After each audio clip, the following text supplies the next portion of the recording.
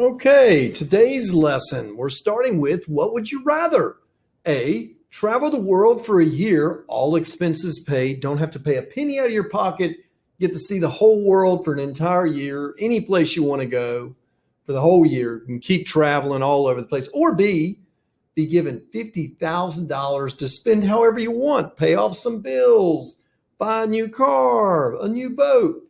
You get to choose. I'm definitely going with A. That's me. But hey, knowing I could use 50 grand, but love to travel. That's my number one life passion. Here we go. The last class period, we looked at solving equations for a variable that only required one step. It was just one step. You should have done that homework last night or the night before. Now what we want to do is we want to look at ones that require a little bit more. Okay. Now here's the key. I put it in bold for you. The key is to always get variables on one side of the equation, that's on one side of the equal sign, and numbers on the other. That is always going to be what I come back and say, hey, get all variables on one side, all numbers on the other. Okay? Even when we get to the very difficult problems, you're going to hear me say that over and over and over again. So get used to that. Here we go. Let's look at the first question. It says we have 6 times some number, okay, take away 5, and it gives us 37. And we got to figure out, hey, 6 times what? Subtract 5 equals 37. Well, this is a few more steps than yesterday, but notice that you have 6n, which is a variable. You have minus 5, which is a number, and 37, which is a number. So you want to get all numbers on one side, all variables on the other. Well, what would make the most sense? To move this number over here, to be on that side with that variable and then leave nothing? No, it's going to make more sense to move that number over on that guy's side. So that's what we're going to do. So we're going to start this off. We have 6 times n minus the number 5 equals the number 37.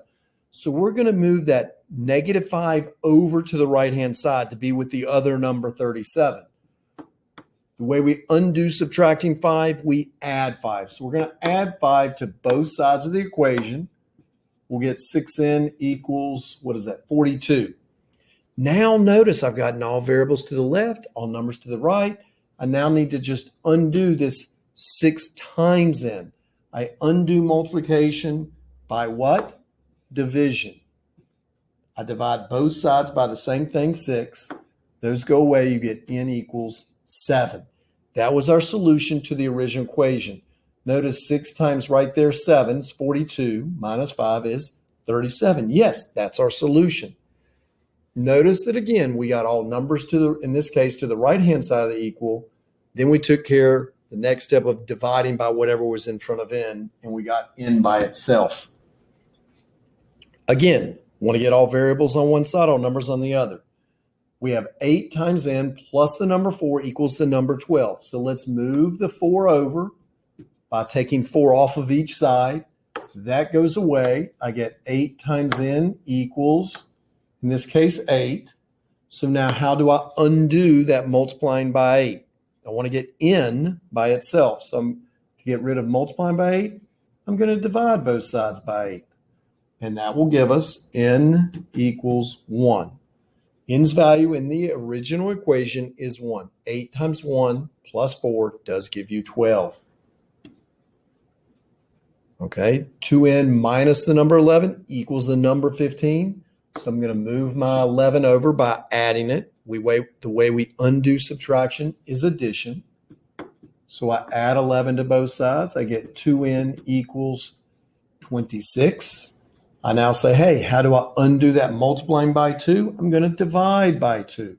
Divide by 2. And I get n equals 13. 13 is our solution on this problem.